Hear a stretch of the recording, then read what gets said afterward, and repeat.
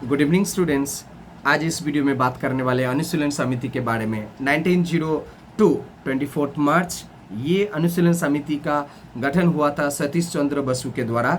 जो बंकिम चंद्र चट्टोपाध्याय के अनुशीलन थ्योरी था वो उसके ऊपर बेस्ड करके ये बनाया गया था। और ये बंकिम चंद्र चट्टोपाध्याय के जो आनंद मठ जो भी जो बुक है उसके ऊपर वहाँ से नाम ये लाया गया था। इसका नामकरण किए थे उस वक्त न्यू इंडियन स्कूल का जो हेडमास्टर थे नरेंद्रनाथ भट्टाचार्य, उन्होंने ये नामकरण किए थे। इसका जो मेन उद्देश्य था, यहाँ पर जो भी विप्लवी जो होते थे, रेवोल्यूशनरीज जो होते थे, जो भी आएंगे उनको लाठी खेलना और जो भी व्यायाम वगैरह होते हैं, फिजिकल एक्टिविटीज़, उसको ट्रेनिंग दिया जाता था। और इसका मेन मोटिव्स ये था कि इससे भारतवर्ष में जो कांग्रेस के जो मॉडरेट लीडर्स थे, हम लोग जानते हैं कांग्रेस के अंदर एक तरह की एक लीडर उभर के आए थे, लीडर्स का टीम उभर के आए थे, जो ये नहीं चाहते थे कि कांग्रेस का आवेदन निवेदन जो प्रपोजल वाला जो वो वाला पॉलिसी था, तो प्रे प्लीज प्रोटेस्ट, वो वाला पॉलिसी 3P जिसको हम लोग बोलते हैं, वो वाला पॉलिसी छोड़ के ये लोग आक्रमणात्मक भूमिका पालन करना चाहते थे। बस उसी का उद्देश्य को सामने रख के कोलकाता के मदन मित्रो लेन में ये समिति बनाया गया था। इसका फर्स्ट प्रेसिडेंट थे पी मित्रो, प्रमोदनाथ मित्रो, जो उस वक्त कोलकाता के हाई कोर्ट के बैरिस्टर थे और नैहाटी में इनका घर था।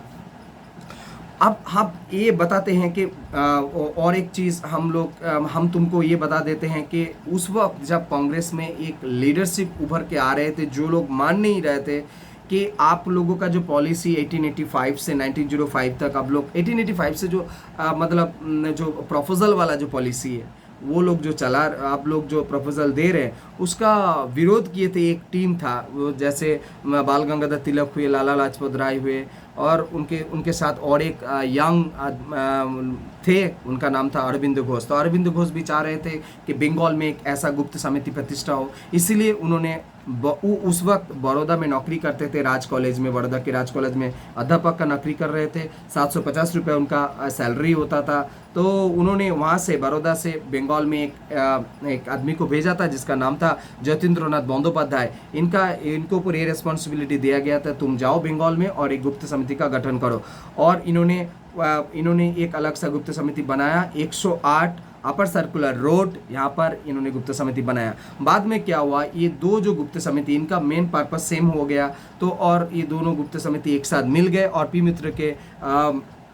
पी मित्र के सभापतित्व के अंडर, मतलब प्रेसिडेंटशिप के अंडर, ये गुप्त अनुशीलन समिति काम करना शुरू किए। अनुशीलन समिति का जो मेन मोटिव्स था वो फिजिकल एक्टिविटीज़ था, मेंटल एक्टिविटीज़ था। यहाँ पर बहुत सारे लोगों का मेंबरशिप लिया गया, बहुत सारे पैसे खर्च करते थे। अरविंद घोष और चित्तरंजन दास बहुत सारे पैसे दिए थे। इस अनुशीलन समिति की जो भी एक्टिविटीज़ होता था उस वक्त, मतलब मेनली लाठी खेला और स्विमिंग और बहुत सारे कुश्ती वगैरह, और जो भी बहुत सारे विदेशी बहुत सारे बुक्स भी पढ़ाया जाता था। हमारे बंगाल का हमारे देश के जो गीता है, गीता भी पाठ किया जाता था। आनंद मठ जो बुक है उसको भी पढ़ाया जाता था। और इसके साथ साथ रामकृष्ण मिशन से भी जो स्वामी शारदानंद थे वो गीता के क्लास लेने आते थे यहाँ पर। और रविंद्रनाथ टैगोर और बिपिन चंद्र पाल, रासबिहारी घोष, ये लोग भी बहुत सारे डिस्कशन में एकत्रित होते थे, अनुशीलन समिति के डिस्कशन में। भगिनी निवेदिता के नाम हम लोग यहाँ पर मिलता है हम लोगों को, वो भी आते थे। ये बहुत सारे सपोर्ट इंडायरेक्टली किए थे अनुशीलन समिति को अपना कार्यक्रम चलाने के लिए। तो 1905 में जब बंगाल में स्वदेशी मूवमेंट चालू हो गया था बंगाल पार्टीशन के अगेंस्ट, तो उसमें ये अनुशीलन समिति की एक्टिविटी सबसे ज़्यादा था।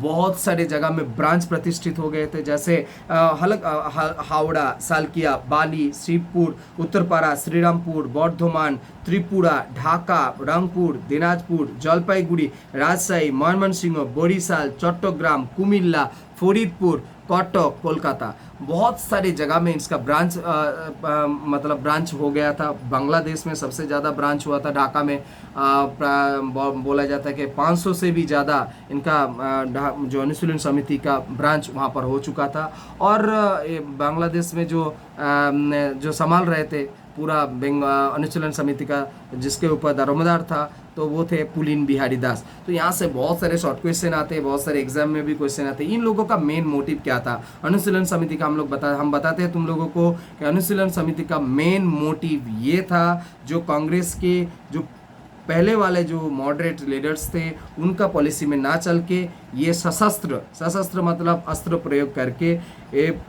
छीन के लेना है। मतलब जो भी अधिकार चाहिए, जो भी चाहिए भारतीयों को और ब्रिटिश गवर्नमेंट से, ये ऐसे नहीं देने वाले। इसका जैसा आचरण उसी के साथ उसका व्यवहार करना है। इसी के उद्देश्य से सामने रख के ये लोग भारत के स्वाधीनता के लिए ये लोग काम किए थे। अनुशीलन समिति उस वक्त भारत में पहली बार जो जितने भी अनुशीलन समिति बने थे, जितने भी विप्लवी संगठन उस वक्त बने थे, अनुशीलन समिति ये बंगाल में पहला था। तो बस यहाँ से हम लोगों को बहुत सारे लीडर मिले बाद में जाके, और अनुशीलन समिति एक ऐसा समिति बना था उस वक्त जो हमारे देश में एक रास्ता हम लोगों को दिखाया था ब्रिटिश के विरुद्ध कैसे लड़ाई करना है। तो वीडियो यहीं पर ख़त्म करते हैं। आशा करते तुम लोगों को ज़रूर समझ में आया होगा। टेक्स्ट बुक ज़रूर पढ़ो, बहुत सारा इंफॉर्मेशन वहाँ से मिलेगा। हमने इस वीडियो में कोशिश की है तुम लोगों को थोड़ा सा समझाने की। तो वीडियो यहीं ख़त्म करते हैं, नेक्स्ट वीडियो में मिलते हैं। तब तक के लिए बहुत बहुत धन्यवाद।